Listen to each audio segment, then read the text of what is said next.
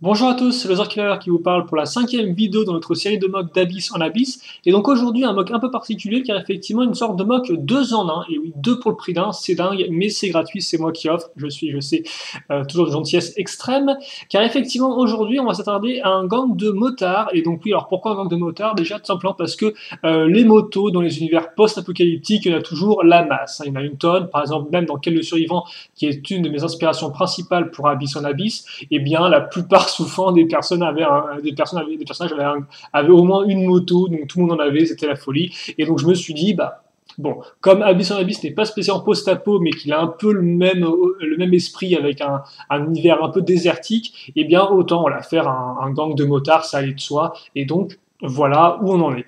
Et donc bah, forcément, gang de motards, donc la moto est l'élément principal du gang, car c'est ça qui va le démarquer des autres gangs, et donc c'est aussi sur ça que j'ai passé le plus de temps, contrairement au personnage qui était fait assez rapidement. Au final, le pilote, que vous allez le voir, était assez classique au niveau de sa structure. La moto, quant à elle, m'a pris effectivement le plus de temps, et donc là encore, je vous rappelle que Abyss en Abyss a été fait entre 1 et 2 semaines, donc forcément à l'époque, je devais un peu répartir mon temps de la meilleure façon. Donc là, bah, l'idéal, c'était de mettre le plus de temps possible sur la moto, et après, je ferai la figurine en utilisant une base déjà conçue qui est assez simple. Mais ça, je pense qu'on y reviendra en temps et en heure. Donc, on va commencer avec la moto. Donc, comme Abyss ne se passe pas dans un univers un peu enfin, dans une période temporelle futuriste, je n'allais pas faire de moto futuriste, même si j'aime beaucoup ça. Donc, je me suis basé sur une moto plus traditionnelle. Et en fait, je me suis carrément inspiré d'une vraie moto, car effectivement, quand on vous dit moto, vous avez forcément des éléments qui vont revenir, comme voilà, une fourche de roue, etc. Mais on ne visualise pas spécialement exactement où sont les différents éléments, ni vraiment comment ils sont attachés les uns par rapport aux autres. En tout cas, je sais que moi, c'est le cas. Et je me suis dit, bah, autant prendre des photos de référence, donc de modèles Chopper. Donc les Choppers, c'est des motos américaines qui sont assez en longueur, même si vous allez voir au final, elle n'est pas tant en longueur que ça, celle-ci. Mais voilà, je me suis un peu inspiré de ça pour ma moto. Et donc, ça m'a permis aussi d'avoir une référence solide afin de savoir où allaient les différents éléments et savoir comment concevoir ma moto et plus particulièrement, par exemple, le cadre. Donc, on va commencer par ça, effectivement. Donc, le cadre, c'est cette partie-là, comme on peut le remarquer. Et donc, j'ai rajouté, si vous voulez, ces barres-là pour vraiment maintenir tout ça en place. Et donc, en rajoutant cette barre-là, au final, ça m'a permis de compartimenter mon cadre en deux. Donc, d'un côté, l'espace pour le moteur, de l'autre, un espace, et comme vous pouvez le voir, j'ai mis des petits éléments dedans qui représentent en fait le réservoir à huile. Voilà. Vous noterez aussi, tant qu'on est sur le cadre, qu'on a la selle ici, donc que j'ai fait donc le petit siège en fait, voilà. Donc que j'ai fait avec une pièce de baraki de Calma parce qu'elle avait, ben, elle avait un peu une forme qu'on peut voir un peu courbée avec des arrondis, donc je me suis dit ça ferait une bonne selle. Puis en plus c'était de couleur rouge, donc le rouge un peu foncé qui rappellera peut-être le marron des selles traditionnelles quoi. Et voilà donc pourquoi j'ai utilisé cette pièce-là. On verra qu'on a une autre pièce de Baraki un peu plus loin, même très proche de ça, mais on a encore le temps d'y revenir.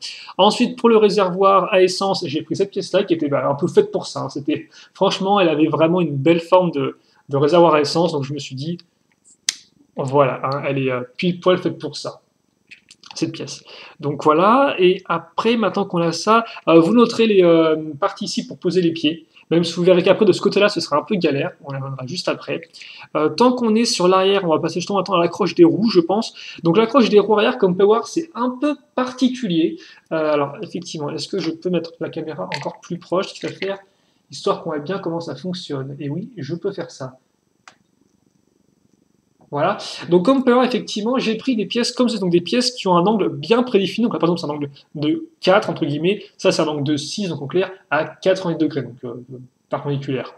Et donc, en fait, voilà, j'ai pris 3 pièces comme ça afin de caser ma roue. Le truc, comme vous pouvez le voir, c'est qu'en fait, ça semble pas parfaitement bien, parce que comme pour le marquer ici, l'espace entre les 2 pièces ici n'est pas un espace de barre de 2, non.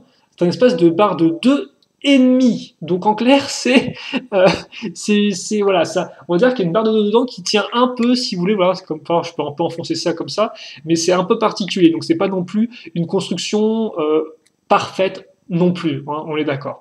Donc par contre, là, je me rends compte que c'est super poussiéreux ça. Hein.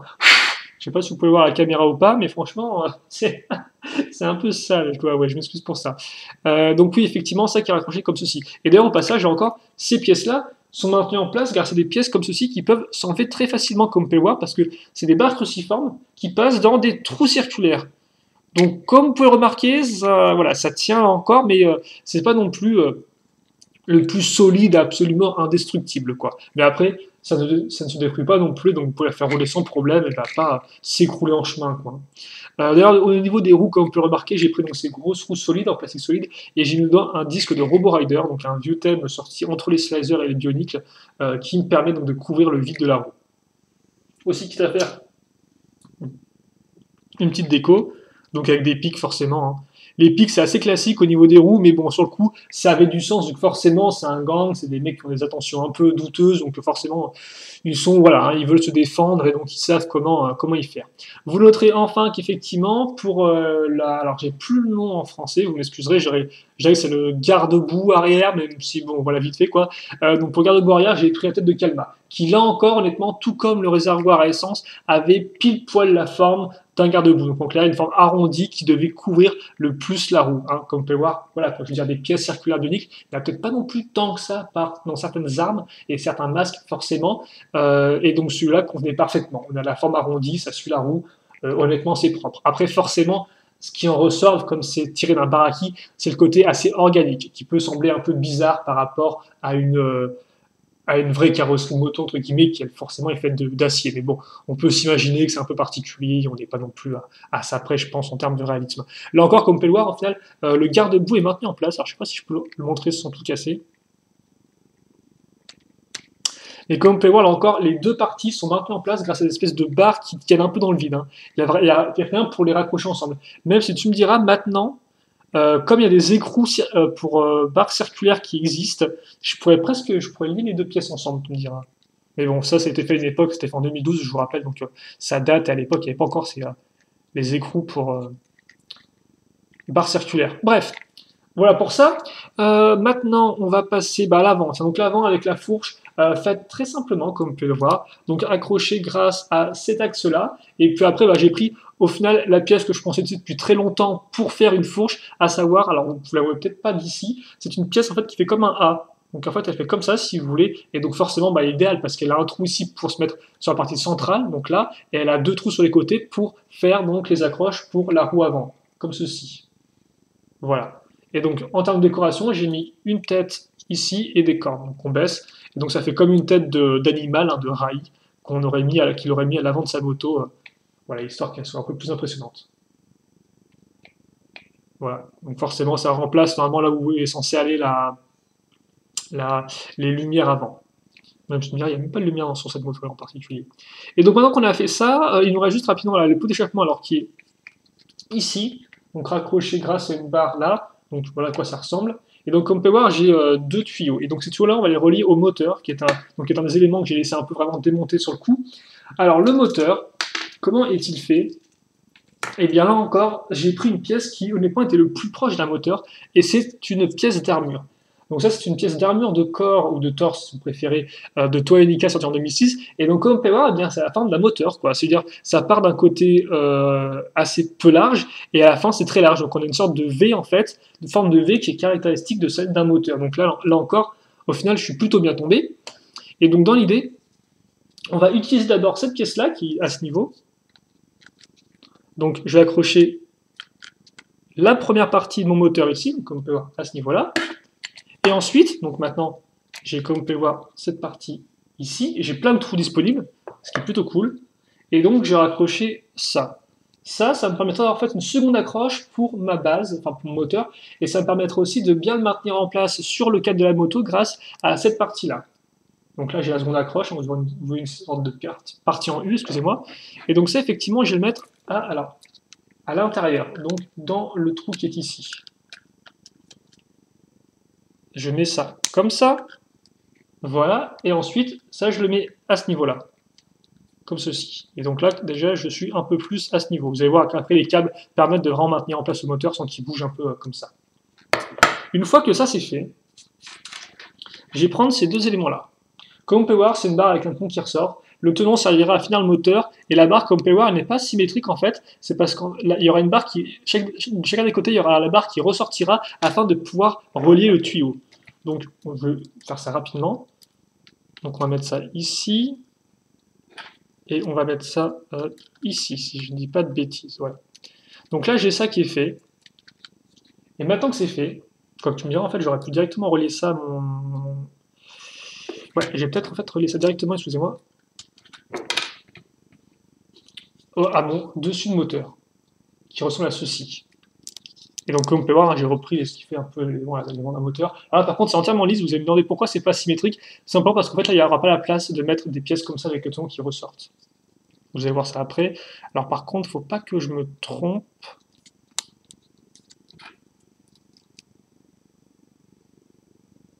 Ça devrait être comme ça, vraiment. Voilà. Donc, c'est un diamètre de 7, si vous voulez tout savoir. Et donc, ça, je le mets dedans. Voilà, il faut laisser passer. Et comme vous pouvez voir, ça rentre pile poil dans mon cadre. Donc c'est vraiment fait pile pour ça. Regardez ça, la pièce pentue, là, elle touche, même, elle est à 1 mm, 2 mm du haut du cadre. Une fois que c'est fait, je peux refermer donc maintenant mon moteur avec la seconde armure. Donc comme vous pouvez voir, au final, j'ai 4 accroches qui maintiennent les deux armures ensemble. Enfin, les deux parties du moteur latéral. J'ai 2 accroches circulaires, en haut et en bas, et 2 accroches cruciformes sur les côtés. Comme ceci. Et donc une fois que c'est fait, là j'ai mon moteur. Je n'ai plus qu'à relier les tuyaux dedans, comme ça. Et celui-ci ici. Là encore, ça, je me suis inspiré de vraie moto parce que de base, je savais pas du tout qu'il y avait des trucs qui partaient un peu dans deux directions différentes. Et donc voilà. Et donc, comme ça, j'ai un tuyau aussi bien là que là. Et donc là, j'ai la moto qui est au final terminée. Alors, est-ce qu'elle reste stable? Parce que des fois, elle a un peu de mal à rester stable, c'est un peu étrange. Après, ça vient des roues aussi. Donc voilà ce qu'on a. On va faire un petit turnaround rapidement avec la moto. Hop, là. Je pense que c'est bon. Peut-être un peu plus de lumière à faire. Ouais, on est bien là. Hop là. Par contre, après, il n'y a pas de truc pour de pied en fait, pour qu'elle reste stable, parce que comme port, elle était stable telle qu'elle, donc j'en ai pas fait en plus. Je pense que de toute façon, comme c'était stable, par contrainte de temps, je me suis dit c'est bon, on peut passer à un autre mock en fait. Après, est-ce que j'en aurais fait un maintenant? Je sais pas du tout. Je dois avouer que quand j'ai fait les motos, j'ai changé des petits éléments, comme par exemple des pièces qui étaient en rouge et en bleu, je les ai mis en noir pour que ce soit plus propre.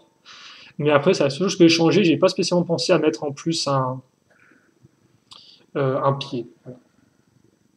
Donc forcément, hein, elle roule sans problème et elle peut aussi tourner. Donc voilà, là vous avez une belle pose de moto traditionnelle. Hein, donc, une belle pose qu'on peut trouver sur les magazines qui vendent des magazines qui vendent.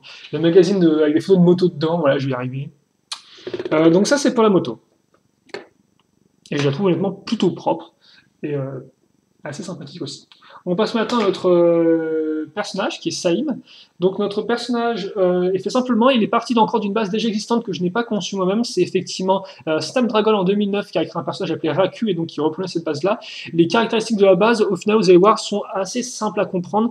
Grosso modo, il a pris un corps de, parce qu'on appelle un corps de Matoran 2008, donc en clair un petit bonhomme 2008, sauf qu'il a mis des bras et des jambes, comme vous pouvez le voir, assez grands. Voilà. C'est à peu près les seuls éléments caractéristiques du MOG, j'ai envie de dire. Parce qu'à part ça, voilà, voilà, c'est du MOG de base. Voilà. Et il était blanc. Bien sûr, là encore, je vous rappelle hein, qu'en termes de lien, dans la description de la vidéo, vous retrouverez un lien vers la galerie, donc photo du personnage ainsi que de la moto, donc pour mieux les voir en différents plans, au cas où la vidéo n'aurait pas suffi, des fois on a des angles un peu moyens.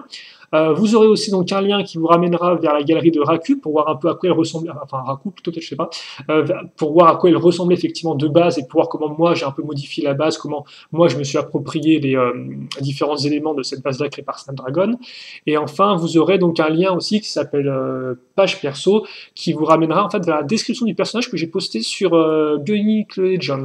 Donc en fait si on apprend plus sur l'histoire du personnage, ce que des fois je ne fais pas spécialement dans la vidéo, eh bien vous pourrez lire ça en plus en détail, voilà.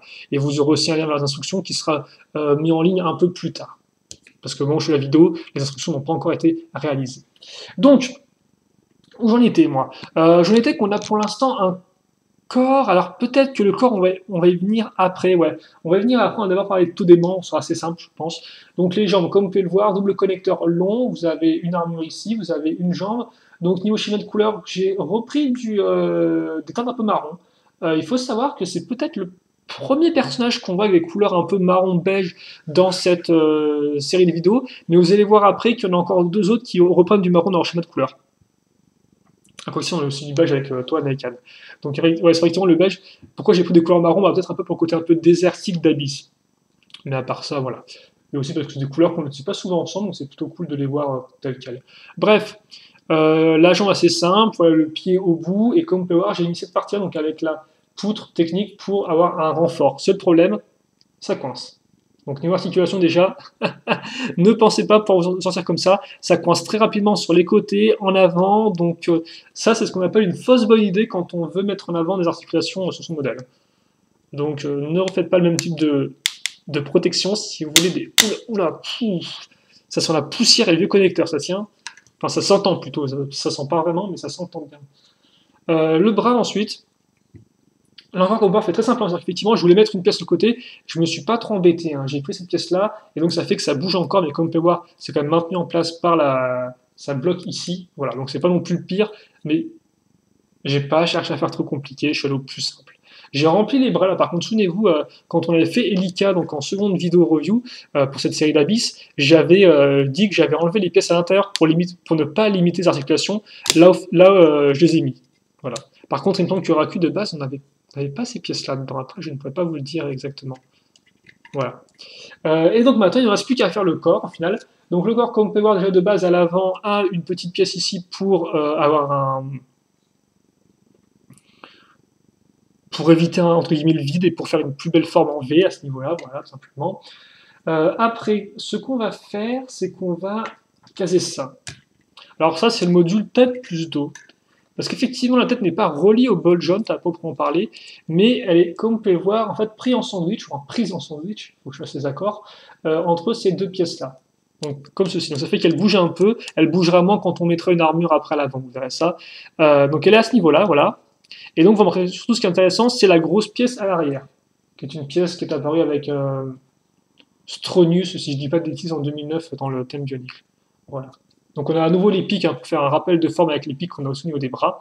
Et donc ça c'est très intéressant cette pièce parce que d'abord ça nous permet d'avoir comme une sorte de carapace. Vous allez voir, donc je vais la mettre ici en fait, hein, je vais la caser sur ces deux barres qui ressortent. Ça nous permet et d'une d'avoir une sorte de carapace. Alors par contre, est-ce que je vais pouvoir la caser telle quelle? Et aussi, ça va nous permettre d'avoir un dos courbé qui fera penser eh bien, au même type de dos un peu courbé qu'ont les pilotes de moto, de type chopper par exemple. Comme effectivement les motos chopper, c'est des motos qui sont assez longues, souvent la personne qui est dessus est genre assise, mais avec vraiment le dos prostré en avant afin de pouvoir atteindre le guidon. Voilà. Et donc, je trouve que ça rendait plutôt bien parce que là, on a effectivement le même côté un peu courbé qui convient. Bon, forcément, on a une sorte de vide après à l'intérieur ici, hein, ça je ne dis pas le contraire, mais voilà. Ensuite, l'avant, on va caser cette armure-là, comme ceci plutôt. Voilà, qui va nous permettre, comme on peut voir, grâce à la petite pointe ici, de bloquer le connecteur, ce qui fait que maintenant, il bouge un peu moins. Bon, il peut quand même bouger, mais ce qui en soi n'est pas vraiment dommage, vu qu'en soi, ça rajoute un peu une articulation, plutôt ça rajoute du mouvement à l'articulation. Je referme avec ce masque-là, donc je voulais un masque qui faisait un peu peur, donc j'ai pris au schéma de couleur argent. Ouais, j'ai pris au schéma de couleur dégradé, des gris, donc voilà. Et vous avez donc Saïm qui est terminé.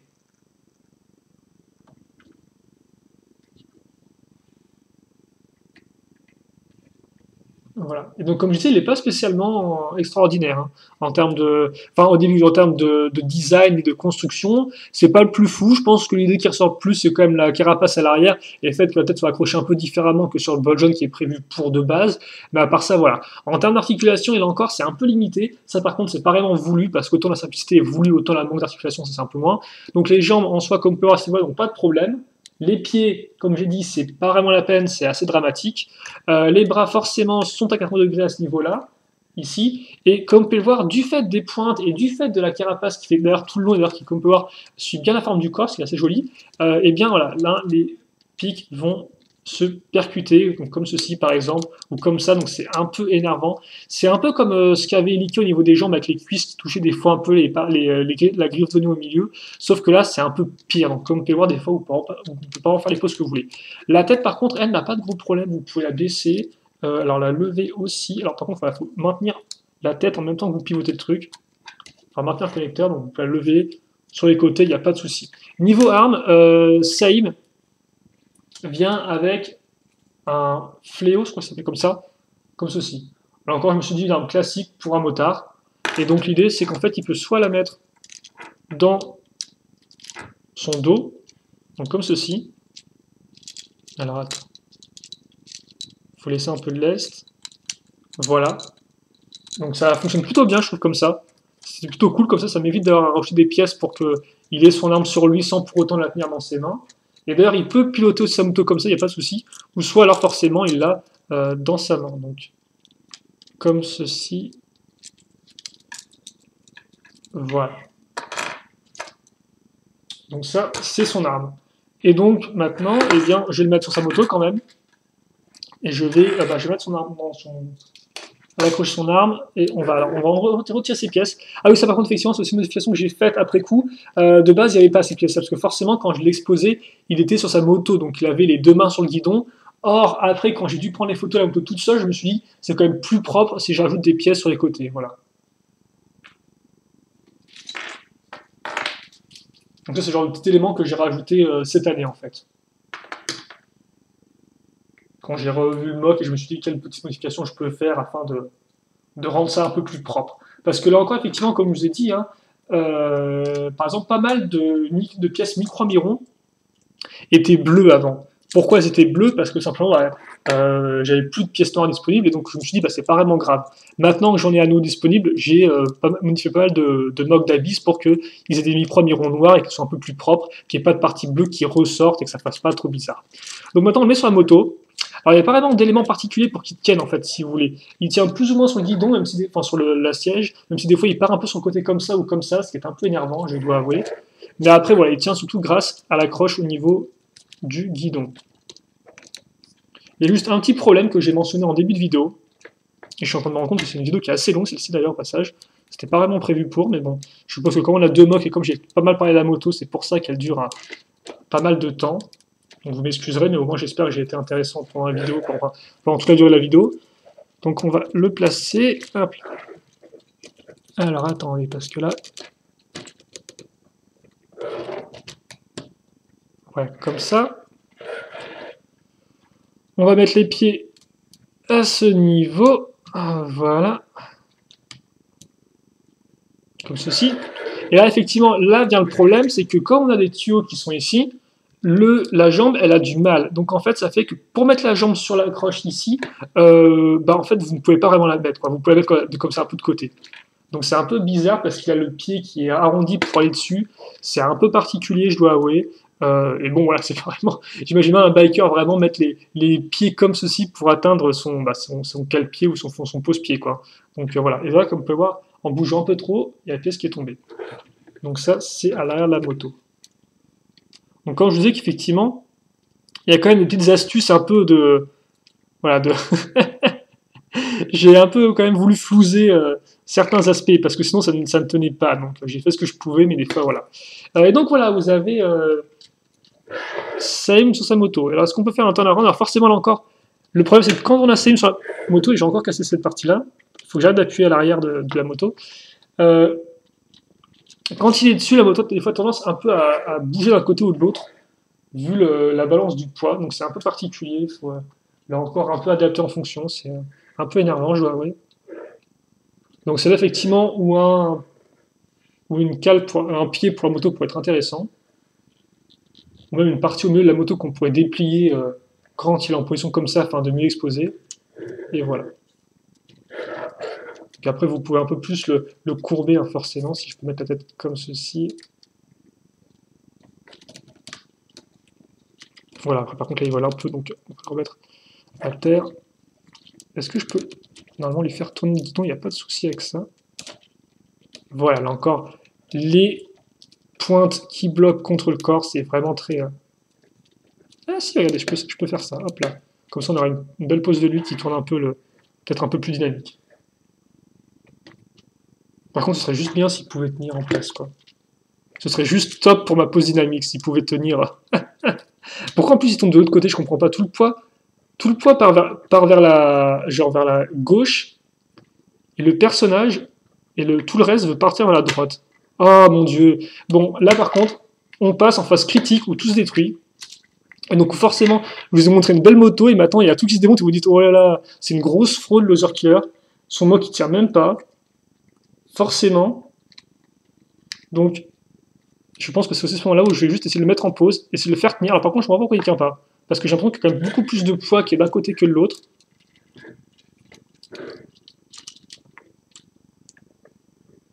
Attendez, est-ce qu'on peut tricher un peu? Ah bah non, ça va, ça va. Je vais le laisser comme ça. Je vais juste adapter la caméra en fonction et je pense qu'on se titrera là-dessus. Donc il faut juste que je mette ça ici. Voilà, comme ça. Donc oui, hein, on est d'accord. La roue arrière, l'accroche, c'est pas spécialement la plus solide du siècle. Bon, 25 minutes 39, c'est quand même beaucoup pour une vidéo mock. Je m'excuse pour ça, néanmoins j'espère que vous avez apprécié la vidéo. J'ai pas spécialement de détails plus que ça à dire sur la storyline de ce mock, sur son background en termes d'histoire, parce que je l'ai pas vraiment encore développé pour l'instant. Je pense que ça ne sera pas vraiment très important au niveau de la hiérarchie de son gang. Ouais, je pense que ce sera juste une sorte de petite frappe un peu comme ça, qui est violente, mais bon, qui est pas non plus, voilà, qui est pas non plus du genre à être un chef ou que ce soit. Je le vois juste bien comme ça, voilà. Donc j'ai pas grand chose de plus à dire là-dessus. Et donc c'est pour ça que je pense qu'on peut se quitter maintenant.